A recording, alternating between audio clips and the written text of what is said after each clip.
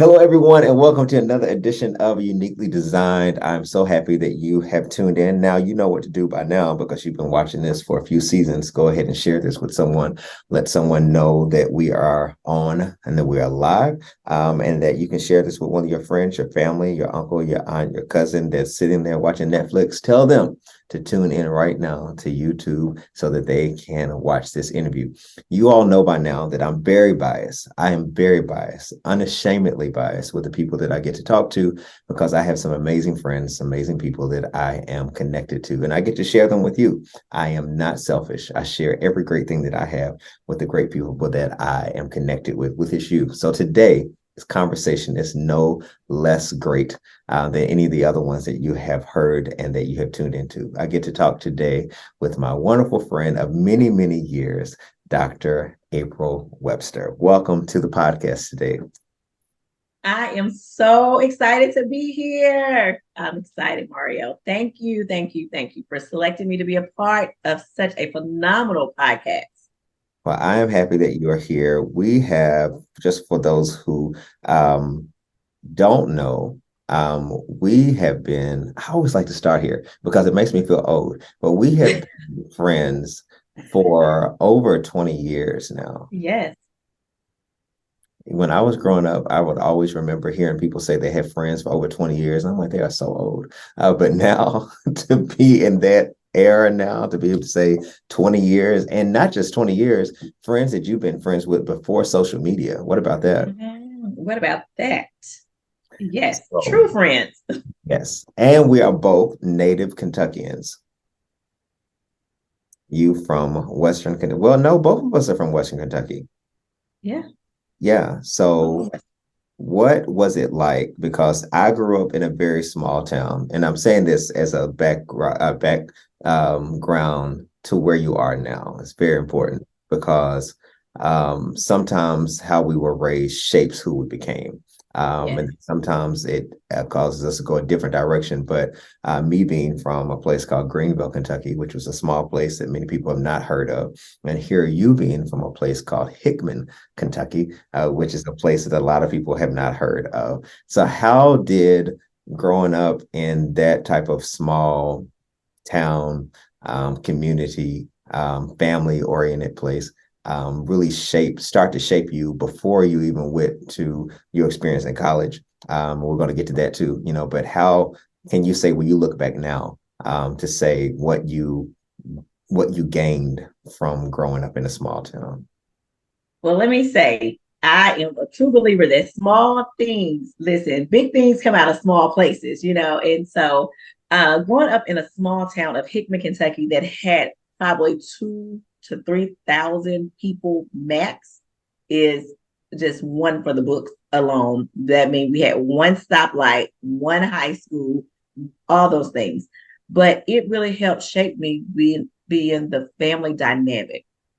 Everyone there was so big on family. And the family dynamic is so important. I grew up in a two-parent household with my mother and my father. They both worked. They were hard workers. And that helped shape and mold me to the hustler that I am today.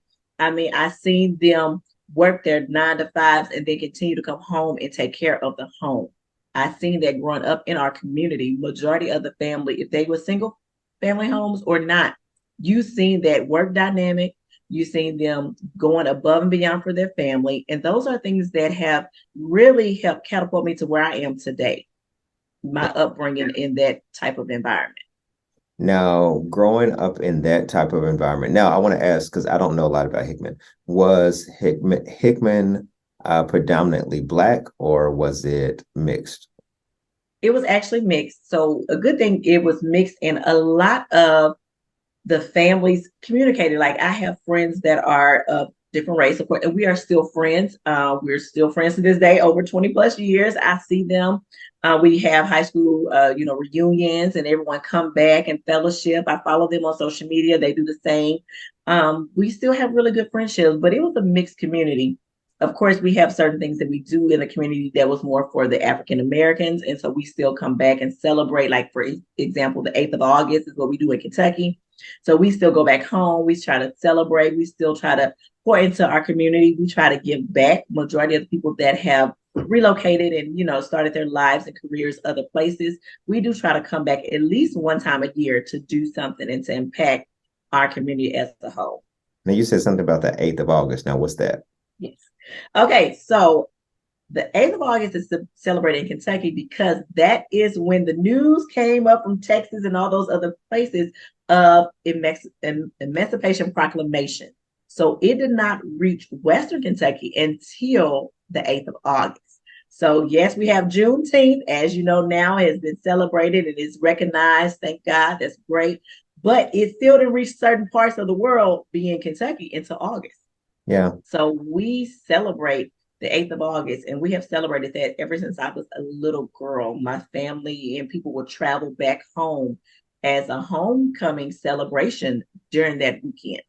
Yeah, I always think, and for those who are being introduced to you, you are also an evangelist. And immediately when you said that about August the 8th, and of course, Juneteenth is celebrated at a different time, and how the announcement of freedom came in different times.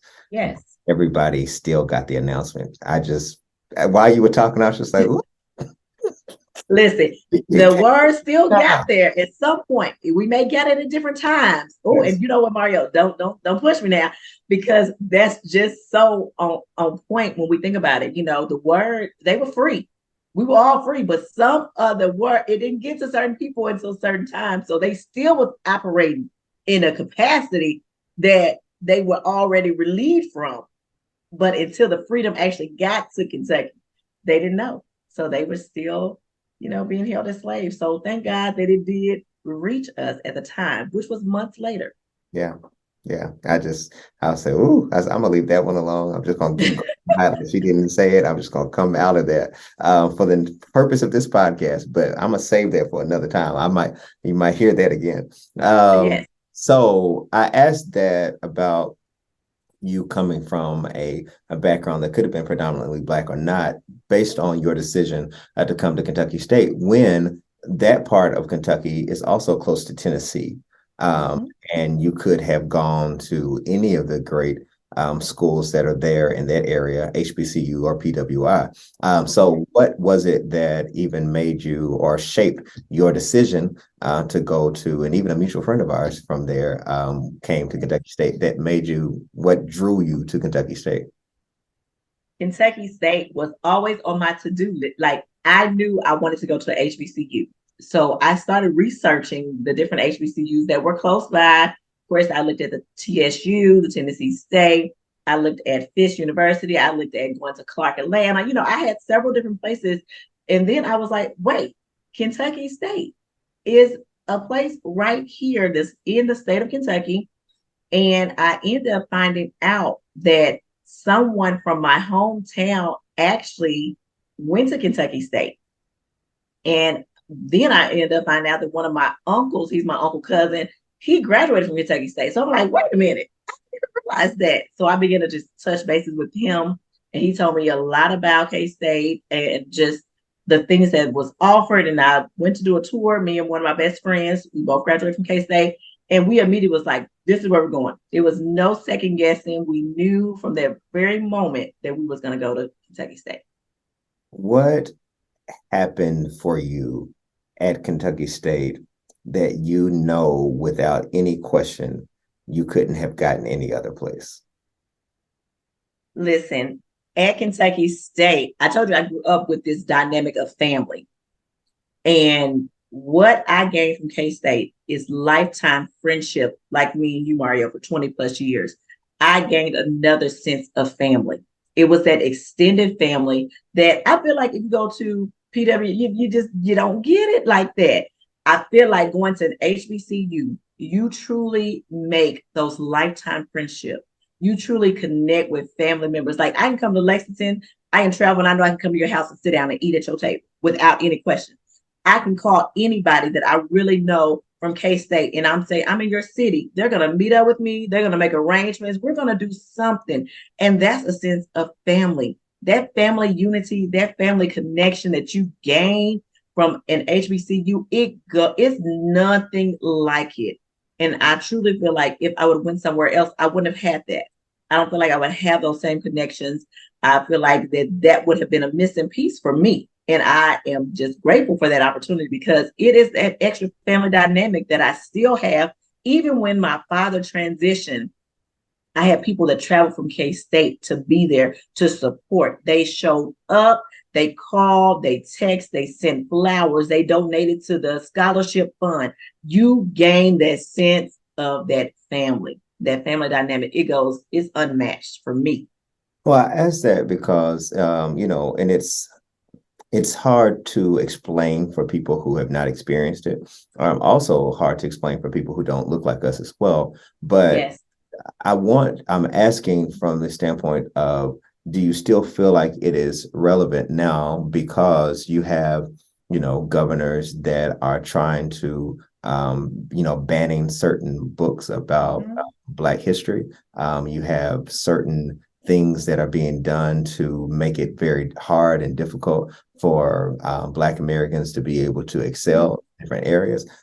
So I feel like, from just my perspective, that the HBCU, though some people have reduced it down to just sororities, fraternities, and the band, Yeah. and football. But I feel that during your collegiate years, undergrad, you are developing, learning yourself, evolving, and it brings about a safe community of which you Mm-hmm. can find yourself among other people who look like you and will protect you while you're doing that. So I wanted to ask you that, from what you gain from it, because you're also in the business world now, and entrepreneurial, and we'll get into those different things as well as you talked about your dad. But the relevancy of it now, because I was even talking to my youngest son, and he was just like, I know you feel like I'm supposed to go to HBCU. There's no better school than HBCU. And I said, I am not saying that. I am saying there are many great schools. What I am saying Yes. is that while you are developing, there's a difference in going to a school that you are a name. I mean, you're a number versus going to a school Yes. that you are a name. And your teachers, your professors, your community, your president knows you by name. Yes. That's a different type of environment to be a part of. So that's why I wanted to ask you your thoughts surrounding those different things in this climate that we're in now. I'm telling you, Mario, I'm glad that you mentioned that because that is truly key. When you can walk into the room and you know your professor, that they know your name, like you said, the president, you can interact with these people. You can see them in passing and they know exactly who you are. Sometimes they'll know what you did or what you didn't do if you showed up for class. That makes it so much better because it's important. And I want to say this too. I never forget. I was doing an intern with someone that was working in the president's office at K State, and I literally had a chance to go stay at their home and all of those things. And he told me, I'll never forget. He's no longer K State, so I won't say his name. He said, "You are destined for greatness," and he was like, "No matter where you go, make sure you walk into a room and you own it." He said, "Just like how you come in here and you talk to us and you embrace, you everybody know when you walk in here, they know who you are." And that is something that it has just stayed with me throughout my life. So right now, when I walk into a room, I make sure I own it. I can be the only African American woman in there. You better believe I'm going to sit down. I'm going to hold my own, and those are things that you learn when you're in those type of environments because they help teach us and empower us and encourage us to understand who we are. And if we don't continue to do the same thing, then we will be eventually erased out of history books. We will eventually be forgotten about. We have to continue to be that voice for our culture, or if not, it will eventually die out. So I'm glad that you mentioned that because I think it came from being at an institution like Kentucky State to make me realize that yes, I am a beautiful Black educated woman. And when I walk into the room, I'm going to own it. I'm going to hold my own. I'm going to make sure that they feel my presence before I leave that place. And I think that helps empower us to know who we are, who we're called to be, all of those things. It comes from those type of environments to let you know that you are called for greater. There's more on the inside of you. And I will never forget that. He was like, "You're destined for greatness." Now, had I heard it before from other people? Yes. but it was from that moment that I really grabbed a hold of it. It was like, it just was that moment, like, you're right, I am, So I think Yeah. those are just key moments in our life that we won't forget, pivotal moments too. And for many of us, that was the first place that some of us have been Yes, exposed to doctors, that were yes. not in hospitals, but Dr. So-and-so or whatever was walking around among us. We didn't really pay. I Mhm. mean, I think back oftentimes to how we had some great, we always had like convocations and assemblies, but to think back to the caliber of people who would be speaking, Mhm. think Mhm. anything of it at that time. We were just seeing people walk through the campus or walk in the cafeteria. I didn't think anything of it. Now, Mhm. think of these people and you have to pay top dollar to see them speak. Yes. They were at my school, and I slept in or I wasn't paying attention, and that type of excellence. So I Mhm. wanted to move from that because those who are watching or listening to this with the audio, those of you who are on listening on audio, you don't notice this. But for those of you who are watching via visual on YouTube, you do see that she loves red. And I don't know if you were. I do have this question because I also noticed that, and this is my assumption, and you have to be careful making assumptions, but it seems as if your family loves red as well. So I say that before you answer it because you are also a member of Delta Sigma Theta sorority Mhm. Let me hear incorporated. you.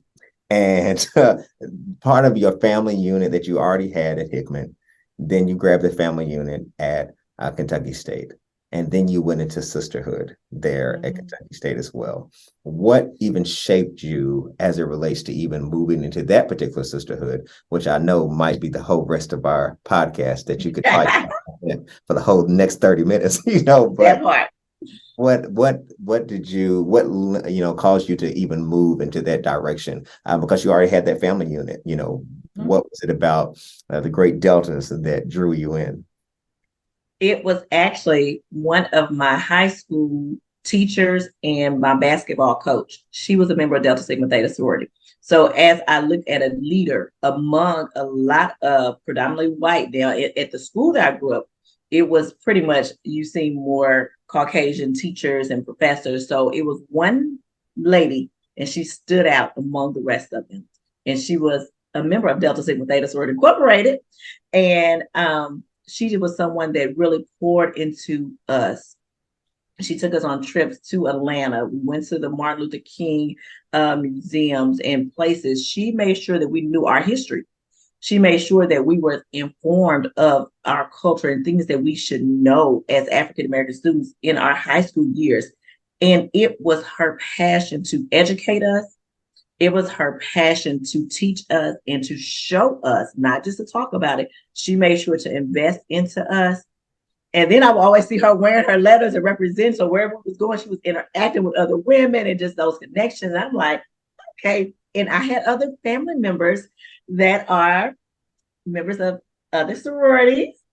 And they really was hoping that I was going to go that direction. But it was something about her leadership skills.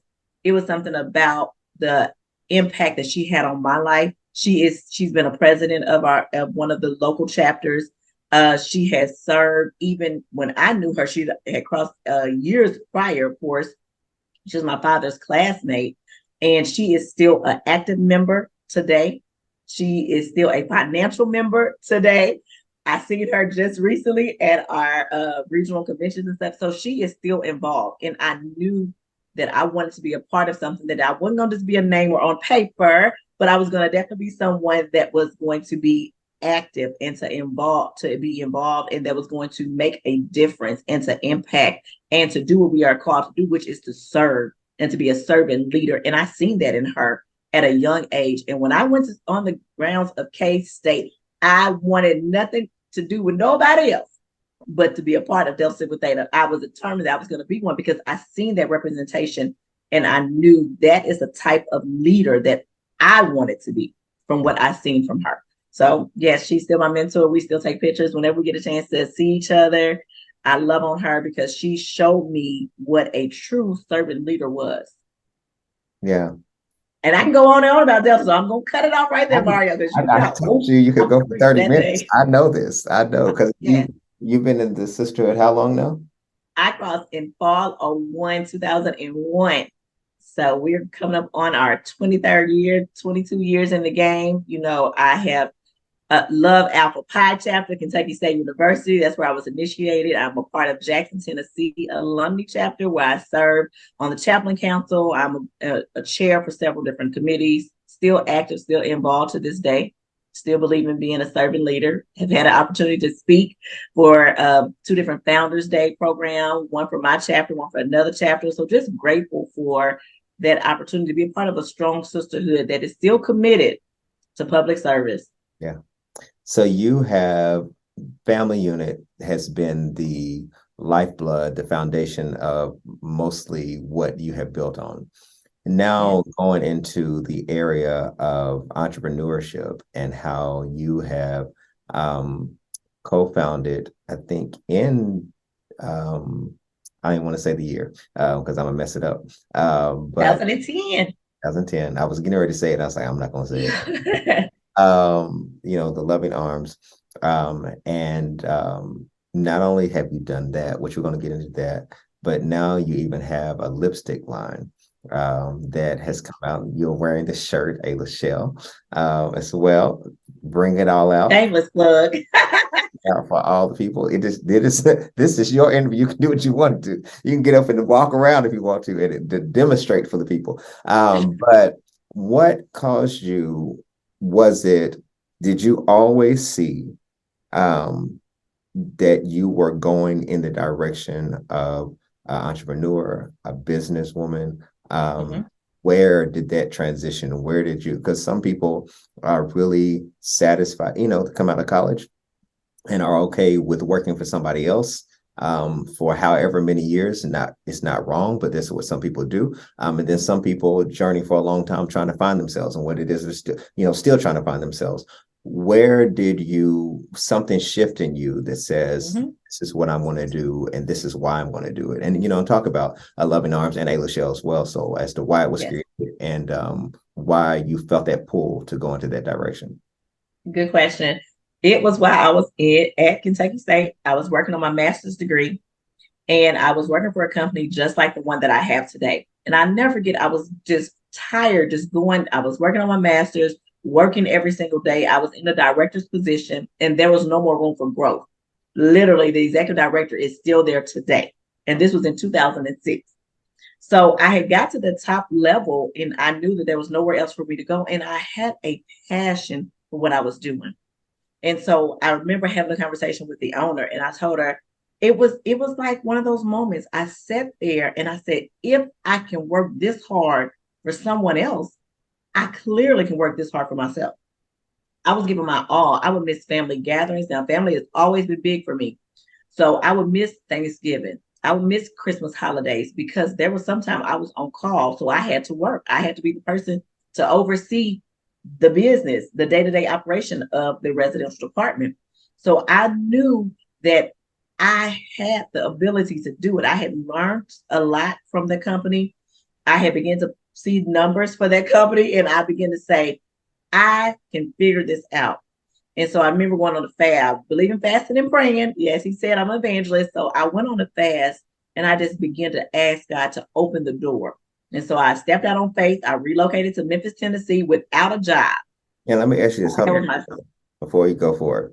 Now, were you in ministry at that time as well? I was running from ministry. Let me tell you, this Yeah, ain't something I wanted to I'm just trying do. to, I want it because the timeline, because I Right. don't, even when did you so you're running and for those people who don't know what the term running means in ministry, because Okay. we've been in church, April and I've We've been been hurt. a long time. So we throw out words and everything, everybody knows them. Right. Running, this doesn't necessarily mean running with your feet. Right.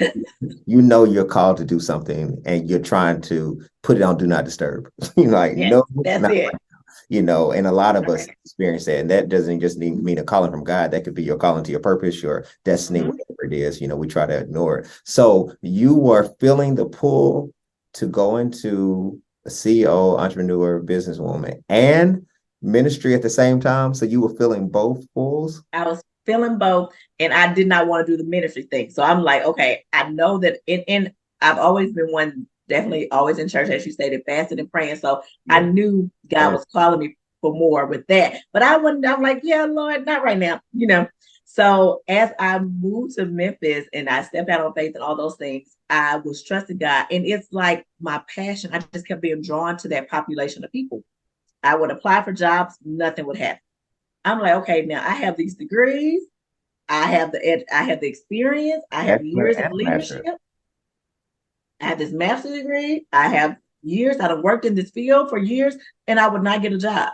So I want to pause and say this, Mario, to anyone that's listening that feel like you have come to a dead end, you come to a halt, or you come to a yield, and it seems like you're not moving forward. Let me encourage you right now to just stay on that path that you know you're supposed to be on, because I literally paused. I had to pivot. So I had to pick up other jobs. I shifted careers for a moment into counseling, but I kept being drawn back to this field that I have my business in. It was truly my passion. Anytime you have that pulling and that tugging on you, it is probably more towards your passion. Bishop T.D. Jakes have a quote that says, if you do not know your purpose, then find your passion, because your passion will lead you to your purpose. That pulling just kept tugging on me. So long story short, years passed, Mario. 2006, 2010, years began to pass me by, and I was not an entrepreneur. I was working in a career, I was making decent money, but I still was not happy completely. I wasn't satisfied. I still knew that there was more. And I was still working with somebody else at that point. It wasn't until I really said, okay, now is the time. This is the right season. We're going to step out. We're going to do this. We were working behind the scenes. The whole time I worked for somebody else, I was still working behind the scenes, planning, preparing, getting my business in order. So when we opened our door, and whenever I resigned from that company, I wasn't going to look back. I was determined not to look back. And we have been going strong, going into our 11th year, nonstop with Love and Arms. So it was one of those things, you just have to continue to work towards what you know you're called to do. I knew I was supposed to be an entrepreneur. I knew I wasn't supposed to always have a 9 to 5. I knew I wasn't supposed to clock in. I knew that just was not the thing for me. Now I'm not against it. I'm not saying it's something, because we have to have people. I have to have people that work for me. Yeah. I gotta have people to come to work. So, but I Now, just knew God was calling me. those who don't know, Loving Arms is a home care Mhm. a business. What even allowed, what pulled you even in that direction? Guess what? It was right after K State. I landed in that job. After K State, I applied for a job and I had my bachelor's degree. And they had a bet on me that I wouldn't make it, because I had long nails at that time. I had on heels. I was going to work cute every day. They're like, oh, she ain't gonna last about 7 days. They literally had a bet going behind my back on how long I was going to make it on that job. Today, I have a business just like that job. And I'm saying that to say, people can doubt you. They can count you out. They may think you're not qualified. But when God had called you to whatever it is, He qualifies us. So when I worked for that company, Mario, I knew from day one, I loved it. I knew from day one, these are the people that I want to help. I was a servant leader. I knew this vulnerable population here, I will give them everything that I have. And I still, even those ones back in Kentucky, whenever I go to homecoming, I stop by that company, because they believed in me and they gave me a glimpse of what God was calling me to do later on. I still go visit them. I still communicate with them. I follow them on social media, everything, even to this day. The owner of the company, I still will communicate with her. The director, which was my supervisor, I still communicate with them today. Years later, I still have that relationship. And isn't Loving Arms doesn't have multiple locations now? Yes, Love and Arms is located in Jackson, Tennessee, which is our headquarters, and we have our second office, which is in Memphis, Tennessee. We serve all of West Tennessee. We have 24-hour service where we provide assistance with activities of daily living to the people that we support.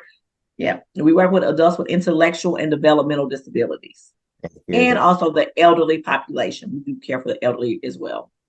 and they had a bet that because of your long nails Yes. Hills and all that, that you would not make it.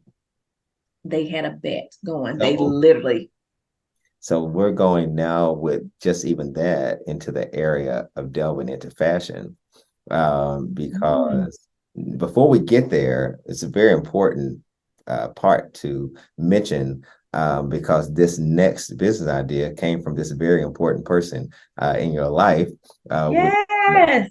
your husband, Woo, Brother Webster. So yes. make sure you don't need a fan to start fanning yourself while I'm talking about this. But of which you all also have a beautiful daughter by the name of Mahogany. Mm-hmm. So this next business idea came from him. I love this story actually. So I want you to share how your Yes. next business idea came, because you could have stopped with, Yeah. um, just loving arms, Mhm. but I see a connection between the long nails, the heels, and all that stuff to now. Right. Um, it's all come full circle for me now. It comes full circle. It's like It comes. I was like, I remember that, April. So Yes. talk about how that idea was birthed. Okay. So my husband, LaShawn Webster, and let me say this. I want to go back to tie this into what the man at K State said to me and what my husband said to me. He told me that I was destined for greatness back in 1998. We were at K State, that era.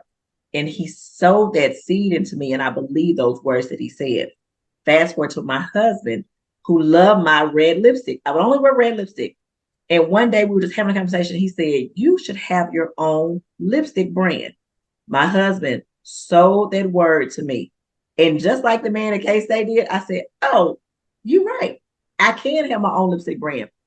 All it took was for him to speak it over my life, me to grab a hold of it to say, "You're right." And I ran on with the rest of it. The rest is history. At that point, I began to work, figure out how can I have my own lipstick? And I began to contact people, make those connections, and literally I started putting on my vision board for 2 years. I had it on my vision board.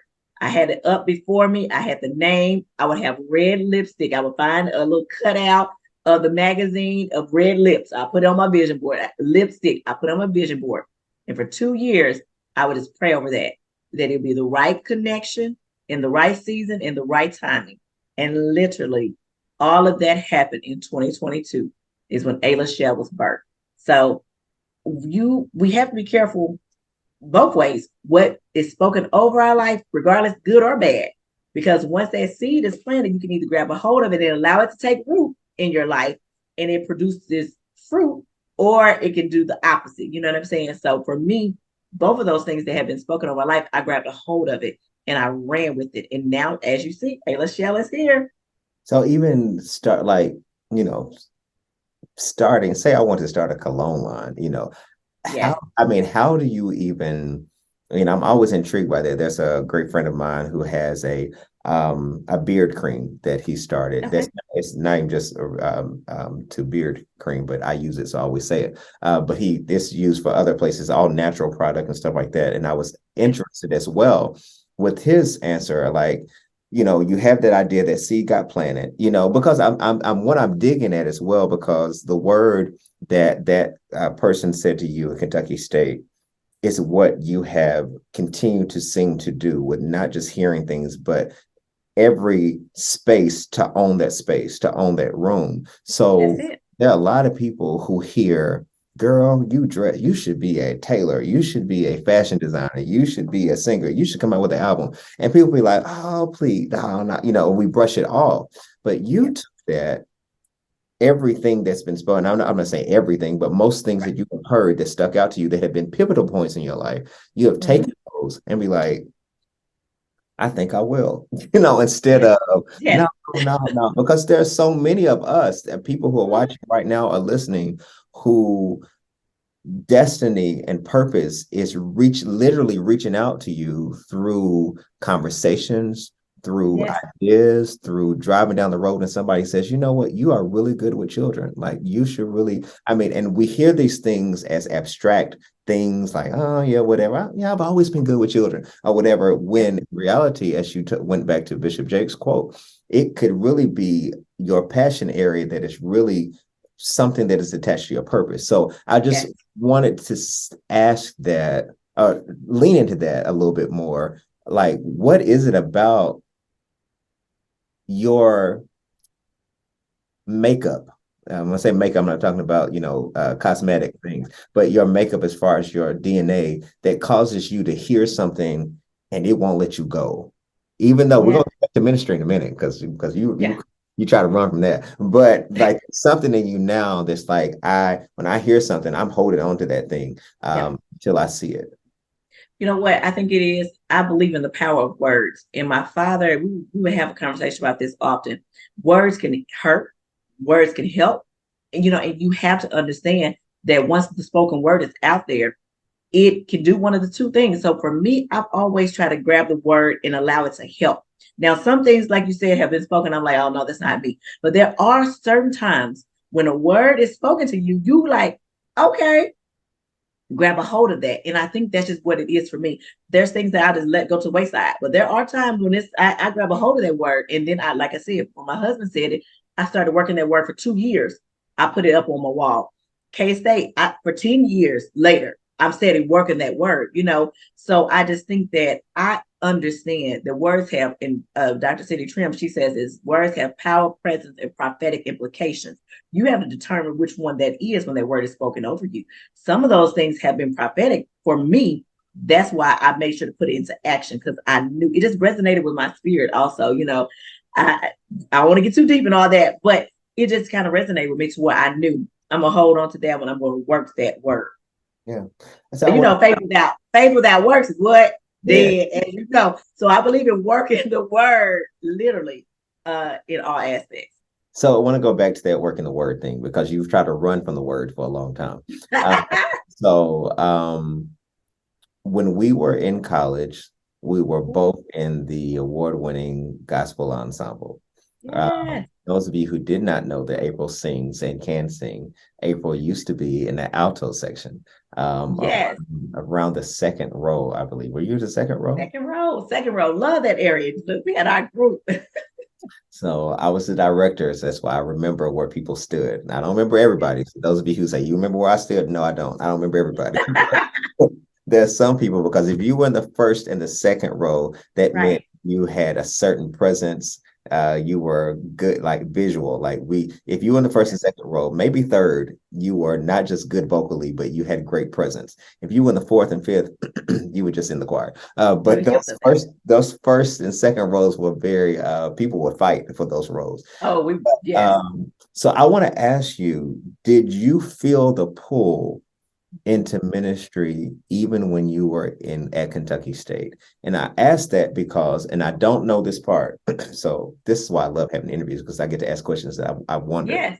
Um, Being from Western Kentucky, I can imagine, I don't know the landscape of Hickman, but I don't know if you saw women in ministry Mhm. at that time. And I know that we're also in a time now that people, for some reason, still have this conversation about, women can't be used or whatever, and realizing, even though right or wrong, the Bible was written in a time of misogynistic views and Yes. perspectives. That doesn't mean it was right or wrong. It was just how they viewed things, and women were not, Absolutely. empowered to that degree. So a lot of times when we reference, the Bible says, well, Hmm. it's also said under a certain context or whatever in purview. But anyhow, but I just wonder, was some of your reservation about the pull you felt about ministry because it was something you had not seen, or Hmm. maybe going back to even family dynamics, like what will they say? So I'm just asking that because that really That's a good question. made me start thinking. I was like, I wonder how that That was. That a part of the pull and the run? definitely a part of the pool and the run. Come from a family that I am the only female preacher. Um, and my family all respect it. They love it. They're still in awe. I think when I get up to speak, because they're still looking at April and they're like, she really up there? Like she really do this, Your Um, mom is like, if there was a if certain, there ever was a if there person was that can do ever, this, huh? if there was an April fan club, your mom is the, She like, has a fan club. Listen, she's she gonna sent out have the her messages. phone out and everything. Is She the is ready. chair. She's the chair of the fan club. She is my number one cheerleader. But I did not grow up in a family that we seen women preachers. I did not grow up in a church where we seen women preachers. There are still some churches in my hometown that I have not had an opportunity to preach at, and I'm okay with that because I understand that's just not the culture there. But the majority of the churches I have, um, it was just something that was not really in the rural area. I come from more of the Bible Belt as far as the Baptist, denomination or whatever. So it's just something that was not seen. So for me to ever say, "Oh, I'm gonna be an evangelist and a preacher," it was not gonna be my first thing to do. So I knew it, and I ran from it for years because I felt like, what they gonna think about this? I'm always big on, definitely. I had some time that I wanted to please my family. I wanted to please people around me. So I went through a phase, honestly, being totally transparent, that I wanted to be the one that everybody just love and crazy about, and I pleased them. But when I realized, when I really said yes, it was even more like all of my family, all my friends, everybody supported. They support me. They travel with me, as you know. They give me their Listen, 110%. y'all, for those of you who ever invite April, which I suggest that you do, functions, she never comes by herself. Like Never. there's usually 10 people traveling with her. Way before there were entourages and security guards, her Yeah. family, they are that group, in her friend circle, Mm-hmm. which says a lot about your loyalty and your friendship and your support of others, that they in turn do that same for you. Yeah, they do. I wanted to, like, what, even though you eventually surrendered to it, Yeah. was it fearful? Like, was it scary for you to just be like, all right, because you'd never seen it. Like, did Never you, seen it. so like going back even at school, like, did you feel that pull even then, or was it Mhm. after school? Was it whatever? Like, how long did you I, feel that pull? Mario, you know what? I can remember a time, and I hope you can remember this. We were on a gospel ensemble trip, and I think we had just got back, and we were at Exum, and we were in the parking lot of Exum. Yes, Do you absolutely. remember that? It Yes. was like one of the crusades had taken place. I Totally mean, right, right. right there on K-State campus. And I remember we were just all crying out, and we were just drunk in the spirit. And it was a high that it was like we didn't want to come down from. And I remember even in that moment, like I knew God was calling me for more back then. Like I can recall times that I knew I was in hearing from the Lord, and I'm like, oh, I'm still having a good time. I'm still, listen, I'm still the Delta that's gonna lead the line. I'm gonna stroll. I'm gonna make some drinks. I'm gonna do some. I don't think the Lord really want me just yet. I was one of them, but it was always there. So no matter what I would do that I knew was still that not quite right, on Sunday morning, I was gonna be at House of God. I was gonna be there praising. I was going to be there. It was no matter what I did. That pool was always, you better get to the house of the Lord though. You know where you're supposed to be. And it was like I always knew it. I just wasn't ready for it. I just felt like I had time. Have we heard of that? I got time. So I just felt like I still had enough time.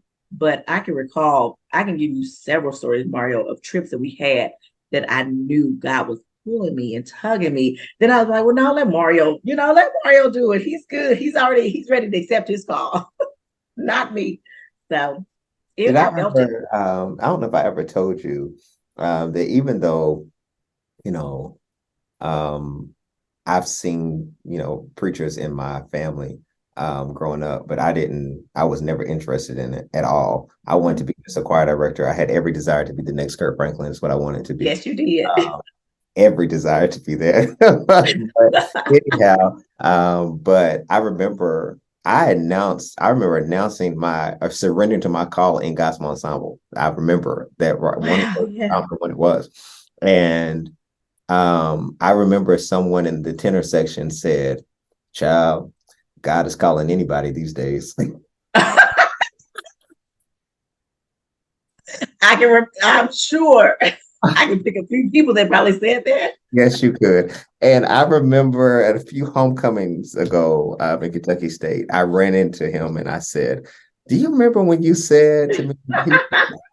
You said, "Oh my, did I say that?" I said, "You did." Yes, you. I am so sorry. I'm saying it doesn't, you don't have to apologize. But I Yeah, said that because that is something that sticks with me from a yeah, place of God could have used anybody, but yeah, for whatever reason, he's calling anybody, yeah. but I think about that That's when it. you said I was mixing drinks or whatever, like that call, it never changes its It mind. never changes. Like I'm not even Mm-hmm. talking about, and I'm saying that broadening it for those of you who are watching it, even for us, it may not be in a pulpit, it may not be in ministry, it may not be Right. whatever, but that purpose, It that never destiny changed. thing, I don't care what Woo! you do, it will never let you go. It will stay with you. Mm-mm. 70 years old, and that thing will wrestle you down until you finally Woo! say, all right, Until you finally surrender. And yeah, look, Mario, I remember when I started, like,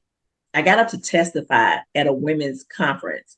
And during that, after the testimony, people were coming up to me like, "Oh, you need to be the next speaker." I'm like, "Oh, no, no, no, no." They're like, "No, you need to be yeah, we need to get you to speak." And I'm like, "No." So I started saying I was a motivational speaker. I still did not want to say that I'm an evangelist or that I'm a preacher or any of that stuff. So I said, okay, I will say I'm a motivational speaker. I wanted to change even the terminology of what God had called me to be. I didn't even want to put that label on myself, even at that point. But when I finally surrendered, I said, okay, my pastor, like, you got to quit bootlegging. Stop out here, you're bootlegging now, like, go ahead and, yes, we've been waiting for you to just say, okay, God has called me, I'm accepting it. So finally, in 2017, I finally said, okay, to the uh, will of the Lord. I remember, Yeah. I remember, I called you. Remember, I'm like, listen, look, I need we, some we, guidance. we would have conversations. She was like, all right, how do I keep my voice? Because I just get so excited. I'm, I'm so excited. By the time I finish preaching, my voice is gone. I'm like, Lord, I just screamed at the people. But it's exciting. It's exciting It to is. look back and to see um, how it wouldn't let us go. I just It think is. that's that's Woo. that's that's an exciting thing. I can That right there is something, Mario, put a pin there. It wouldn't let us go. So no matter what we go through in life, you can run, you can say, it won't let you go. At some point in your life, you will have to surrender to whatever that call is, that purpose is. You will have to surrender to it. And I'm glad that I did. I'm thinking to myself, it as bad as I thought, I should have just said yes sooner, but everything happened in this timing. yeah. So now at this stage, as we wrap up, as we could talk for the Yeah. next 2 hours, We can go. um, where do you see a Lachelle, Mhm. loving arms and whatever? Ooh, my bad. Also, you are an author of Yes. two books, one a devotional, and talk about even that, because one pivotal thing that launched you and that you've had so many pivotal moments. I Um, have. now that I'm just thinking back about because, your dad, a great man, who passed away, and was one of the reasons why you launched your book about being a daddy's girl, Yes. which was not just talking about him, but about a relationship with God. Hmm. I should have brought my stuff out because I got all your April Webster stuff over here in my corner. Yeah. So, The um, book is here, probably a little dark in the moment, but yes, right yes. here. So what even did you even see an author coming out of you, or were you just writing and just couldn't stop writing and then looked up and like, I think I'm writing a book. Where did that you move into that direction? Good question. Now, I seen the author and I thought I was going to be doing a devotional. I knew I was going to do a devotional, but I thought it was going to be a 40-day devotional for women. So I had this whole process in my mind. I had turned 40. It was 2020, which was 40, so I went all these breakdowns of 40. I didn't, and I started trying to write, but for some reason, it just was like I had writer's block. I could not ever finish. I would sit down, be still, do all the stuff that people tell you to do. I could not write the book. It was not until my father got sick, was diagnosed with pancreatic cancer. And it was in my quiet moment of praying and fasting that he transitioned. And then the Lord said, count the days. At that point, I had not counted the days to see how long it was or anything like that. I heard clearly count the days. And I counted the day from the day my father was diagnosed to the day he transitioned. And it was 40 days. At that point, I knew that's what the 40-day devotion was the whole time. I got a glimpse of it and I knew I was supposed to do it in 2020. It wasn't until 2022 that I began to write it when my father transitioned. But the crazy thing is, I wrote the book in 40 days. Now, the whole time that I was trying to write the book, I never could get anywhere with it. It just would not flow. When I sat down to literally write the book, Mario, it took me 40 days to finish the book.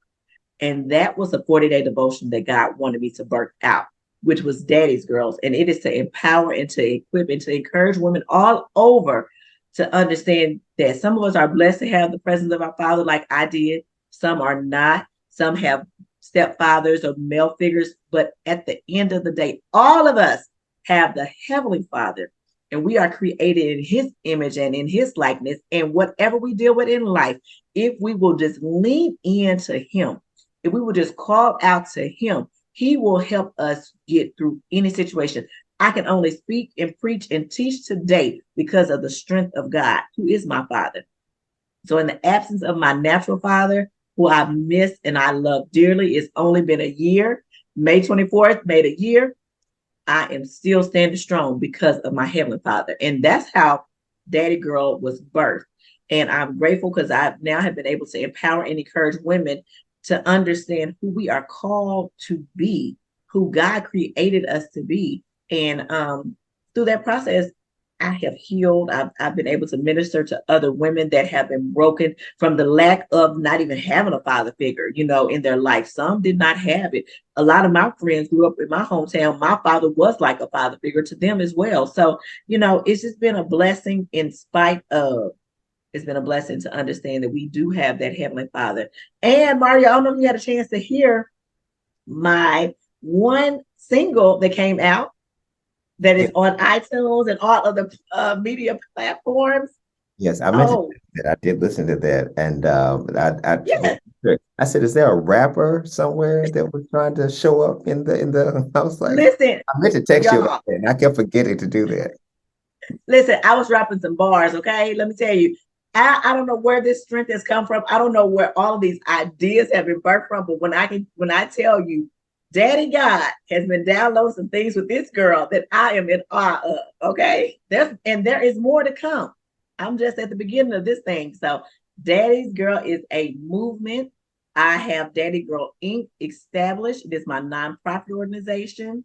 I have Dr. April Webster Ministry, which is my LLC, where my books are under, which is Daddy Girl. And my second book, which is I Am, which is working the principles. I believe in working the principles for everything in my life, the principle of faith, the principle of sowing, the principle of reaping. So I discuss all of that in the I Am book. Yes. Yeah. So with that, which now I can come back to the same thing I was getting ready to ask before. Where do you see LaShawn, Loving Arms, Dr. Webster Ministries, and everything else? Baby girl, this Dr. Webster Enterprise, Yes. that is just foundation, whatever that is being launched. Where do you see it, or where do you envision it unfolding? Okay. So for Ayla Shell, I definitely want to get Ayla Shell in more of some retail stores. My goal is to definitely, by the end of 2023, my goal is to have some partnerships with Ayla Shell in some very well-known stores. I am working behind the scene on that now. So y'all stay tuned. I can't tell you right now until it happens, but definitely trying to get Ayla Shell out there. Ayla Shell is a natural lipstick. My favorite color is red. So I had to have the red hot, but I have a variety of colors for women all over. The thing about Ayla Shell, it is for women to understand that we have to have a covering And so I believe we should always walk out with our lips being covered because that is our mouthpiece. We use our mouthpiece for God. We use it to empower others, to encourage others. So we need to make sure that we have our lips covered. So one of my things is don't forget your covering. And then Ayla Shell, it is I am beautiful, blessed, and bold. So I do have bold colors. I have colors that will draw attention to your mouth, of course, to your lips when you speak, but I do have neutral colors as well. So my goal for Ayla Shell, like I said, is to definitely become a known lipstick brand among women all over, from professional to millennials. It is no limit when it comes to Ayla Shell.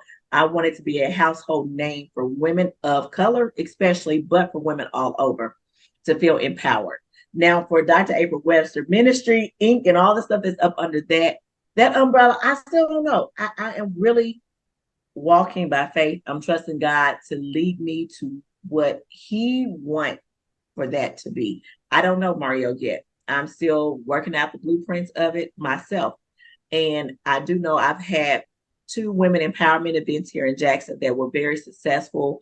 I have been having people asking for the third one, which is going to come up in September. I'm working on that date. And it's a free event where we encourage women. We share testimonies of how we have overcome different things. And it's just to encourage and uplift other women. And so that has been a good success. I do know I'm going to do some things with young adults to help teach them some etiquette and proper things when it comes to trying to further their life and what's next for them. So there will be a component that I'm working on with Daddy's Girl that's going to be more of a teenage group to a young adult age. So that's a next phase. But I don't know what the end goal is for it as of now. All I'm doing is working the beginning, and we're going to figure out the middle in between as God give it to me. Yeah, that's good. So Mhm. for everyone who needs to know and how they can get not just your product, but they can follow on all your different platforms so that they can Yes.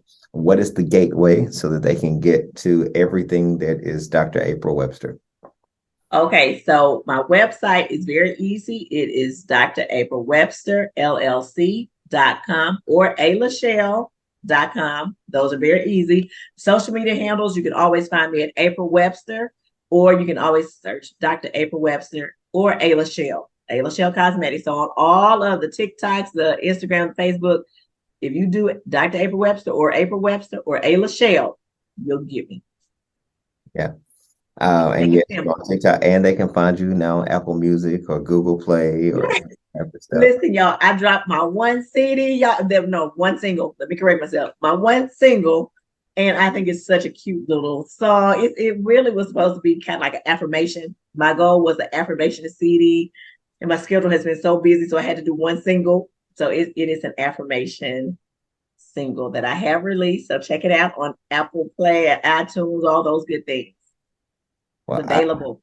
I am grateful for you spending this time, and I wanted Yes. before we end, for you to speak to anyone who could have been the you that you are not Mhm. now, with being bet on not to succeed and Mhm. bet on not to move forward, but you took a bet on yourself. More importantly, Mhm. God took a bet on you. So I want you to speak to someone or anybody that might be listening that you feel pulled to talk to that would encourage them in whatever season they're in right now. Oh, and Mario, before I do that, I want to say it's something that you just said, the season that you're in, because when I left from my hometown to go to K State, it was 5 hours away. The bet then was I was not going to make it. I would drop out of college, I would get pregnant, and I would come back to Hickman. That was the bet then. Then I told y'all the bet about my career when I started that. Then when I started Loving Arms, the bet was my business was not going to succeed. 11 years later, we will be bankrupt.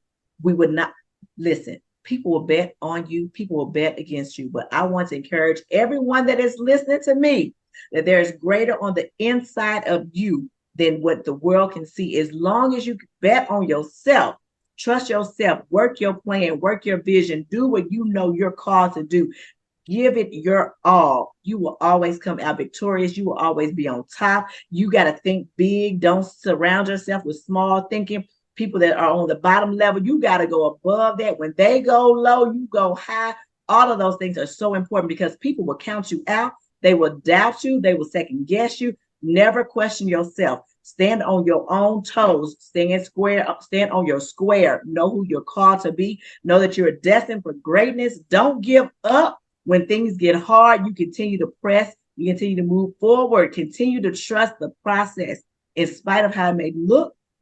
Don't look to the left, don't look to the right. Keep your eyes focused straight ahead on what you want to do in life. And listen, I'm a living witness that it can come to pass. People have counted me out every phase, every season, Mario. When you just said that, it made me realize literally every season, every segment of my life, someone doubted me. Someone thought I would not make it.